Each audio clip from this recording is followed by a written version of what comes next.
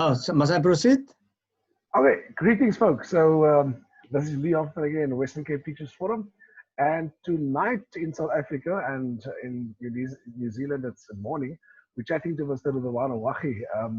He's a South African-born teacher, and my information tells me he's been in New Zealand for the last 18 years. Greetings to you, sir.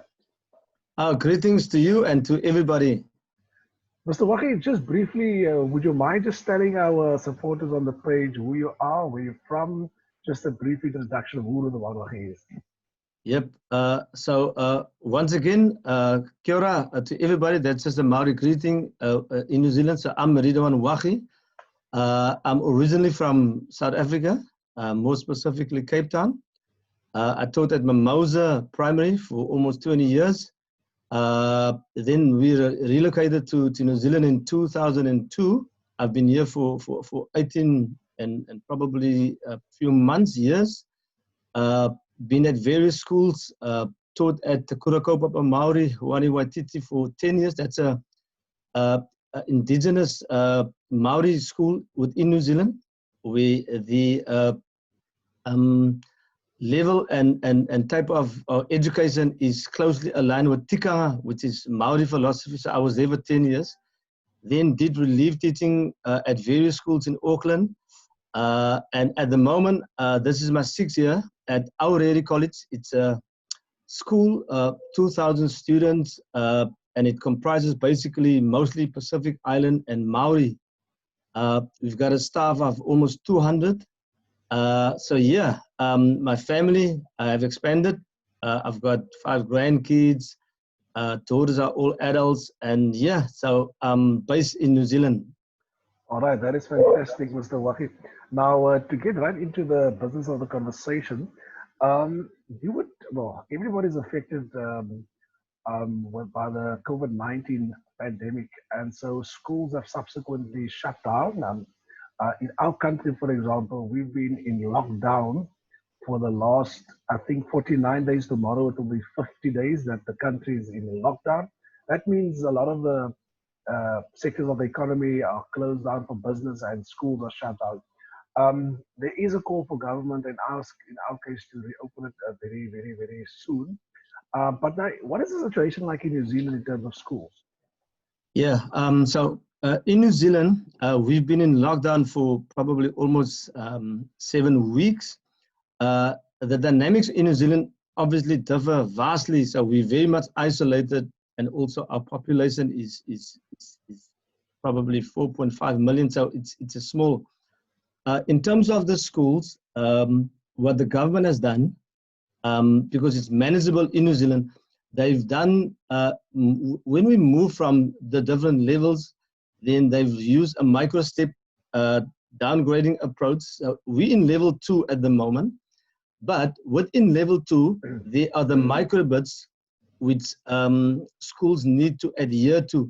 So what has happened is that for the past 2 weeks, when we were in level 3, there were essential workers that were allowed to go back to work. So these students that had parents who are part of the essential workforce, they were then permitted to come to school, but there were low numbers. And all that we've done, we basically just facilitated the online learning. What has happened now, our schools will open on Monday.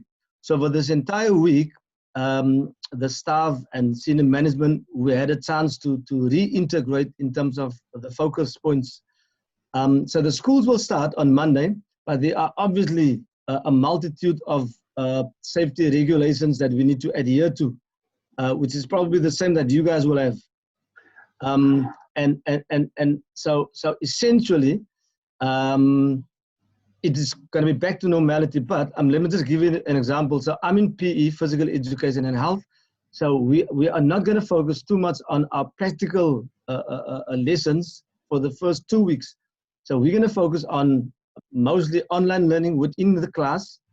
And then also we're going to focus on the focal area of health so that we integrate the student population gradually. Okay. And that's going to be assessed week by week. So when you say online teaching whilst the learners are at school, just break that down to me. Right. So let's just say I've got my PE level 2 NCA class, which is the senior students. Then in terms of the assessment that we're busy doing, so I'm busy with an assessment principles of training. Okay. So it's got two parts, practical and a theoretical part. So what they'll be doing, they will be doing their research in terms of the training methodology. We will have what we call in Maori corridor. So there's going to be workshops inside the classroom. So basically, I'm facilitating. We try to minimize the feed forward and feedback from the teacher, so that there's not a lot of talking. So it's basically them going onto the devices and following certain instructions. When we need to have collaborative feedback, that will also take place in the class. Okay, Mr. Waggie, tell me the issue of social distancing. Now, how effective is that being practiced at the school?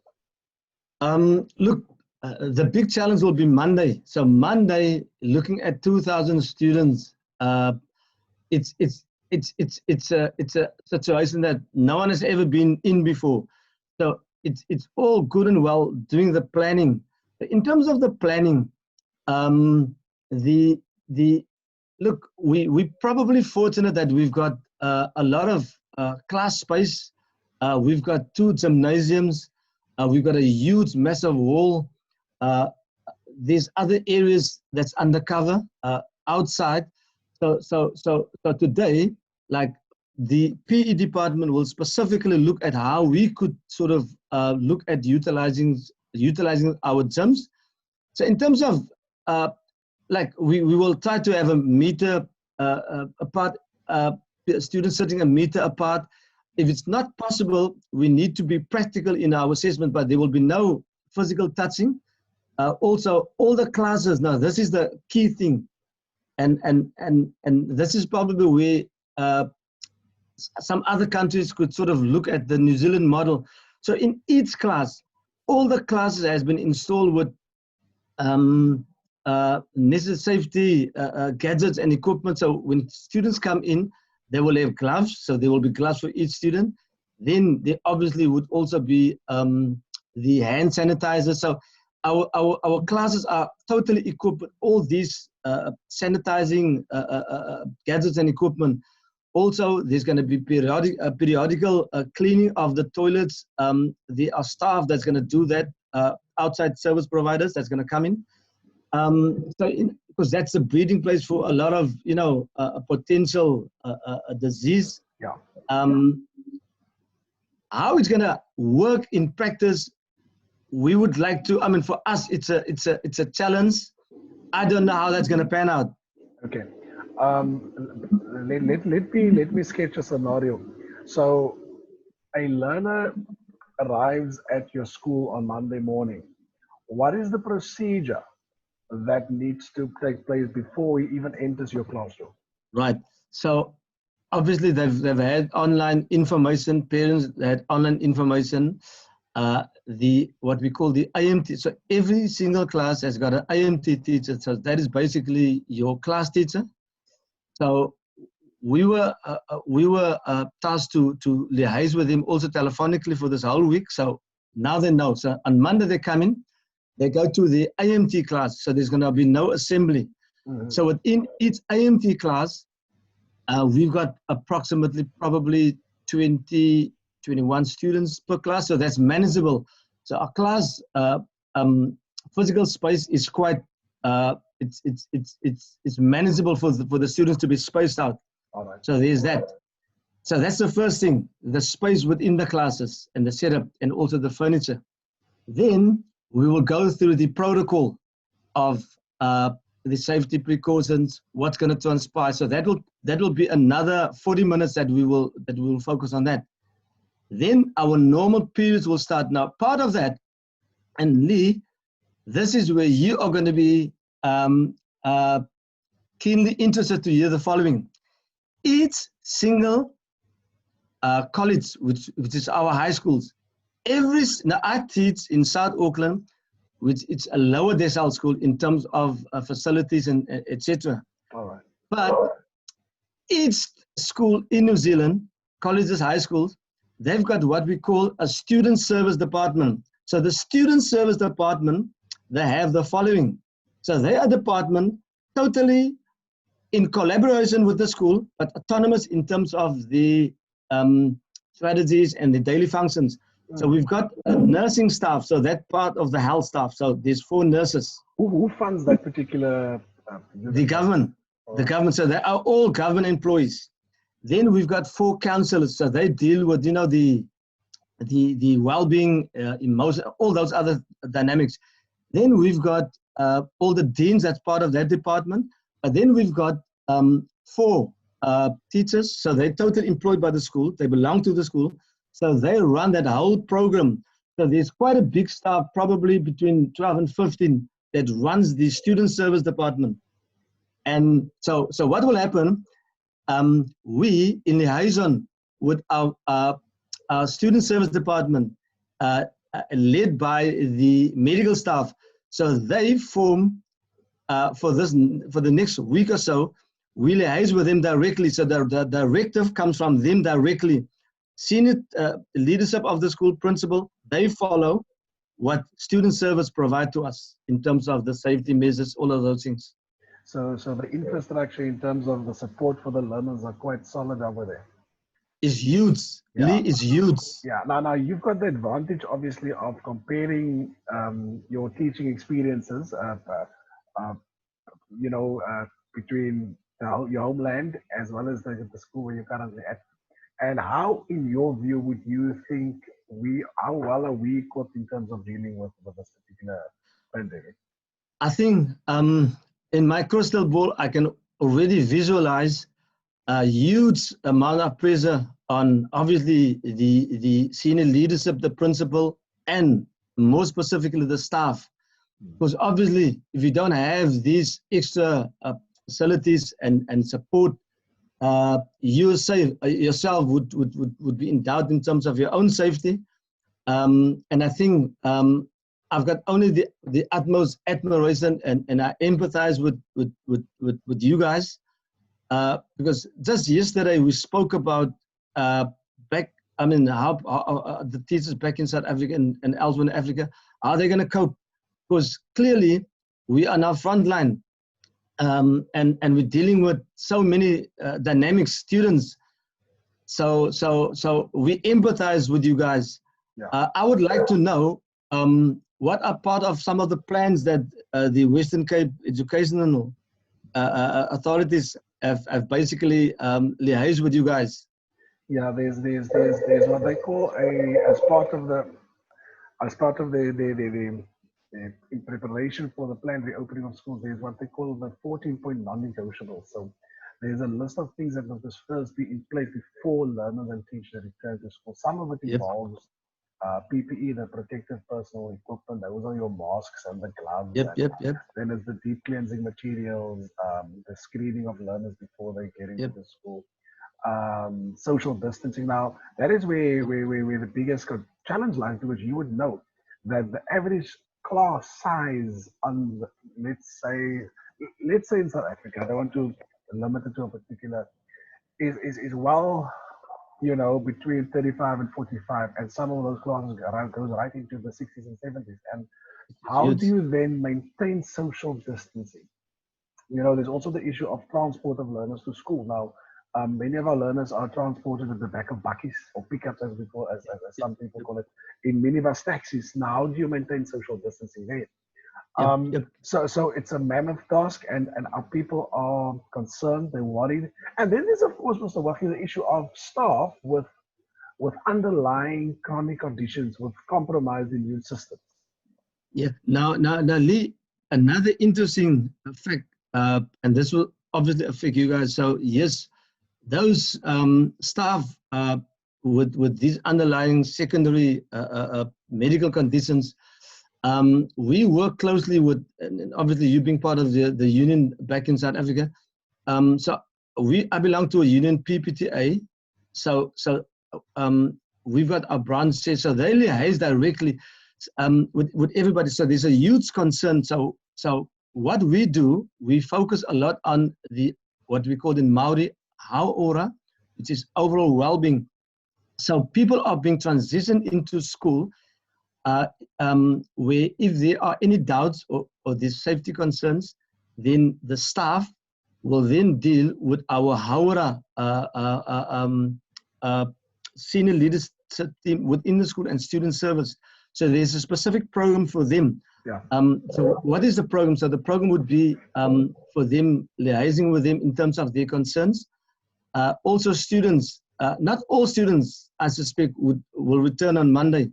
So there are also these platforms where parents could be asking questions. There'll be information sharing via the social media and internet with those parents, so that those concerns can be addressed. And what about learners? I mean, we speak a lot about the educators, pregnancy, high blood pressure, diabetes. What about learners with underlying chronic conditions? How are they being featured? So our focal point for this week is going to be multi-pronged. So the first thing is we've informally put on hold the focus on our NCA, that's curriculum expectations in terms of our program. So the program would be focusing more on the transition into the week. Next thing is that we are obviously aware such a lot of pressure will put onto families. These the potential latent dynamics of the social dynamics of the students, where there could be a multitude of a lot of things taking place within their own household, specifically under lockdown. And those things will be addressed where the counselors would liaise with certain students and families that is not going to return back on Monday. Also, those students that we will see directly in front of us, the approach would be more of empathizing. We will talk about the lockdown. We will feed forward. We will feed back. We will have team building scenarios and things happening within the class. So gradually, the focal point will be about well-being. That is going to be the focus for next week, well-being. All right. If I look at the New Zealand cases overview now, this is totally astonishing. I mean, you've got a population of, you said 5.2 million, is that what you said earlier? Nah, not even 5. It's probably 4.5. Okay, 4.5 million. So your overall confirmed cases as of yesterday, I didn't check the updated figures today, but it's sitting at 1,147, and with a death total of only 21. Now, that's correct. If you look at South Africa, for example, we're well over 12,000 currently confirmed cases. That's Wow. Besides those that must still be tested, because we can only test a certain amount of people per day. And then we've got a death total of well over 200, almost 300. And just yesterday, I think yesterday or today, in one day, the infection shot up by 700 in one day. Now, what do you say to a parent who, despite the government's call to reopen school within the coming weeks, if they have their way, what do you say to a parent that says, I'm keeping my child at home for the balance of the academic year? Yeah, it's a very difficult situation because as you know, look, there's a lot of other obstacles within the household themselves. A lot of pressure, emotional pressure being put onto those students as well. Because as you know, you can only imagine small household in terms of the physical structure, everybody's clubbed together closely. So there's poverty, there's a lot of things. So yes, but the biggie is that human instinct, people are afraid, people don't feel safe. And they're looking at the schools as the so-called fundis, they're looking at the teachers as the so-called fundis to inform them, to make them feel safe. So I think teachers per se and schools, there's a lot of huge, not only pressure, but responsibility. What do you say? And I think this is where the liaison should now be intensified in terms of, obviously it's not safe. If I look at the South African scenario, it's not safe, but you also have to deal with the emotionality. So I would probably almost say that if you can have a so-called sort of equilibrium between focusing on the safety, but you using science as your guiding stick. Yeah. Now, my story, your story, our story, his story. Now, I've been my homework tells me that you've made quite some history back in Auckland, where you were instrumental in the formation of the first Kaapse Klopse group outside of South Africa called the Auckland City Dukes. Talk to us about that.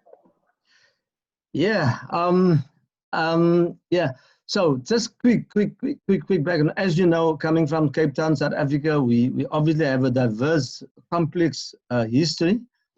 And we grew up in District 6, and then my mom then from Woodstock. So when we moved to Bonteheuwel in 1960, those cultural practices were still very much ingrained. So in terms of cultural sort of ethnicity, I've been classified as Cape Malay, but that is not the main issue.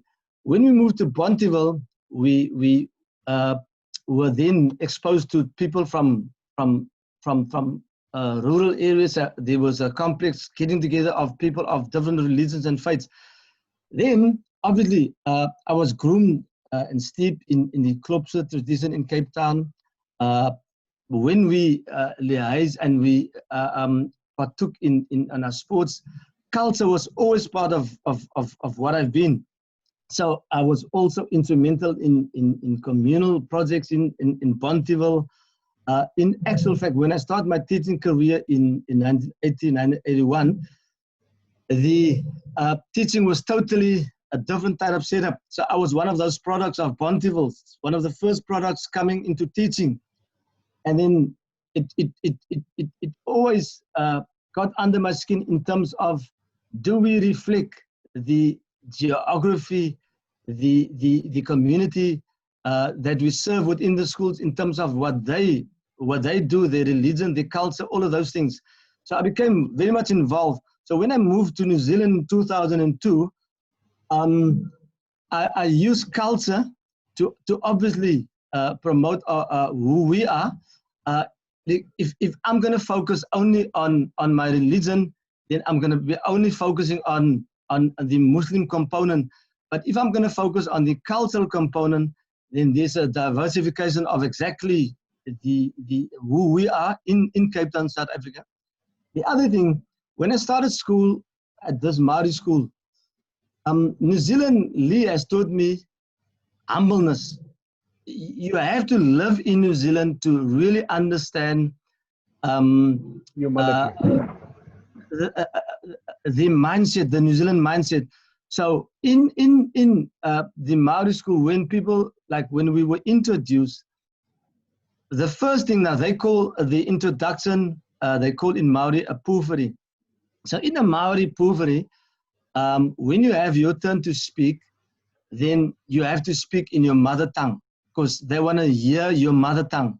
And also when you start introducing yourself, you never start introducing yourself with the I, the me. You always start with as many generations as possible within your family structure. So you would say, my great-great-great-grandfather was da-da-da-da-da. Then you come down and last you would say, and I'm Lee, and obviously your surname. And then you would focus on your culture. What is your culture? Then obviously there's from your mom's side, there's from your dad's side. So when I did my introduction, I was thinking, and the other thing is obviously, after each speech, there must be a waiata. So a waiata is like a support song. And in your song, these people can detect who you are. So, man, a lot of so-called people of mixed ethnicity within New Zealand, they had this big problem. All of these students went to New Zealand schools, and all of these South African expatriate society and communities, their kids needed to explain who they are. And guess what, Lee? They couldn't. Mm. Most of our Palangi, which is our Afrikaner brothers, they could, because they had a long history of being pioneers, so-called pioneers, and they kept their culture intact. But our kids couldn't. So what I've done, I had so many folk songs to sing to these people about who we are. I'm going to give you an example. So I always started with like the Alabama, and then I broke it down into those microbits, even though it's contemporary, but we could, like, I'm going to give you an example. So I was saying, this sip was a symbol of hope, even though it was a Confederate sip, and it was anti to what we stood for. But the people at the time in Cape Town that was enslaved, they looked towards that sip as a vehicle of hope. In New Zealand, they call it a waka. So I spoke about that. Then we spoke about a simple thing like noi noi noi, the Riedwaan Waggie. It's a symbol of, now I can sleep on something that I've never dreamed of. So it is scaffolding people up to become part of the face of humanity. And then also, I must just chip in here my story, your story, history. For years, when I was a little kid, 6 years old, walking in Pontyville, I always thought of looking at the Klopse, and obviously there were a lot of social ills, there were a lot of social negativities, but guess what? At the time, Lee, because of the history that we went through, we can't blame the working class fraternity and leadership at the time, because we were enfranchised, we were fragmented, social decay took its course, and guess what?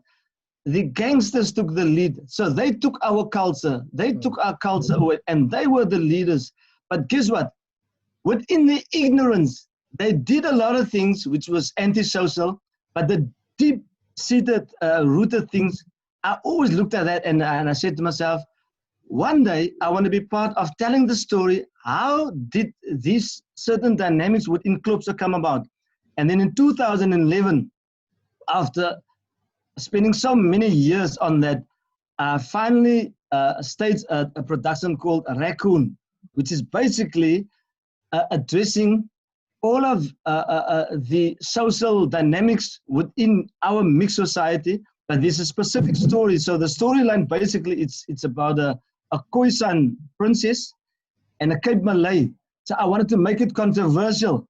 So there's a lot of controversy, but the biggie is, like with these painted faces, we were a people without any signature. We were people without any, the person within the person. But the painted face, that was the identity, because behind that face, they were a human being, they were a person. So that took place. And the Auckland City Dukes, for me, was just a vehicle that I could use within the educational system. We don't focus only on singing the traditional Klopse dynamics, but there's a lot of other aesthetic educational dynamics that we teach. In New Zealand, Lee, culture is huge. Every school, man, Lee, maybe because we have that luxury of employing such a lot of teachers, and then also the support staff. So besides the teaching staff, there's also your teaching support staff, which is a big staff. Right. And our performing arts department is quite huge. So the dynamics of the performing arts department, those were the departments that I liaised with in terms of educating people via Klopse, who we are. Wow. This is most definitely a subject that lies very deep and dear to your heart, and you speak with so much passion and conviction, and I mean it's very encouraging. Mr. Waggie, in conclusion, whenever I end an interview, conclude, I always ask the participant to speak a message of hope to the teachers. But I think, what would your message of hope be to the learner who sits at home, to that learner that's uncertain, to that matriculant that doesn't know how he's going to, navigate this year? What would be your message to our learners? Okay. Yeah, it will be my pleasure to do that. First, two-prong. First, my message to our teachers in Maori, Nga kayako. So kayako means teachers. So I'm going to first say something in Maori. Nga mihi kiti kayako kia kaha. Kia kaha. E tangata, e tangata, e tangata. So in Maori, I've paid homage and acknowledged all our South African teachers, specifically those teachers in the Cape Flats, in those rural areas. Lee, there's such a lot of South African teachers teaching in New Zealand. At our own school, we have 5 teachers from the Cape Flats. One of those 5 teachers, a very close friend of mine, obviously much younger than me, he's now head of the junior school. He's just been promoted to part of the senior associate principal at our school. And guess what? He comes from a retreat. New Zealand has such a huge respect for South African teachers. We speak about you guys every day. I've spoken in Maori where I said, I acknowledge our brothers. We represent you guys over in New Zealand. What you guys are going through and how you manage and how you survive. And you keep on producing students of caliber. And those students of caliber and you guys that you produce are being exported to all corners of the world, where South African teachers, specifically those of the Cape Flats, are in huge demand. If I can tell you something now, Lee, if our school can send a message to you, they would say, we want those South African Cape Flats teachers to come to New Zealand. Then to our students, in New Zealand, Wairua, which is spirituality, it's got nothing to do with going to church or to mosque.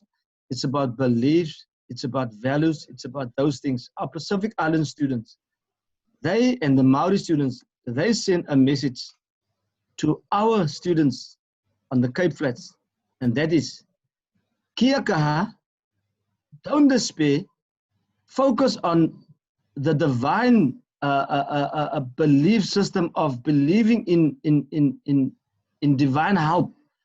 Things will transpire. Things will transpire where you will come out of this stronger. So the message to everybody, specifically our students, is hang in there. Sometimes things will eventuate in realms that we've never thought of. So all of the very best to you, Lee, to the students, to the people. You are in our du'as. May Allah subhanahu wa ta'ala and God protect all of you guys. The mere fact that we are starting to liaise, that's a good thing. Just before I conclude, I would like to set up probably in the next week where I can have some of my senior student leaders from Aureli College, some of my Maori and Pacific Island students, to join our Zoom meeting and to liaise with you guys specifically. So I'm going to end off by saying tēnā koutou, tēnā koutou, tēnā koutou katoa. And that basically is, thank you, sukran, baie dankie, alles van die heel beste, julle is in ons du'as, en Lee, mag God jou ryklik seën. Jy verteenwoordig die jonger geslag en ek het maar net admirasie vir wat jy doen. Alles van die heel beste en verskoning dat ek nog nie gisteraan met julle kon gesels het nie. Alles van die beste. Mr. Waggie, allow me in turn to express my sincere thanks and appreciation for your time this morning. In your case, this was an absolute treat. I mean, I'm sitting and I'm listening to how you speak with conviction and passion, and it's almost a challenge in itself for me to do some introspection and see where am I in terms of my cultural identity. So I don't know you, but I feel like we've connected, and that is the magic of human interaction. We might not be able to physically see each other, but I mean the connection is undoubtedly there. So thank you so much from the bottom of my heart. I hope this won't be the last time, and I also want to wish you well as you continue during this holy month of Ramadan, and I wish you nothing but the best for you and your family, sir. Thank you very much. Shukran.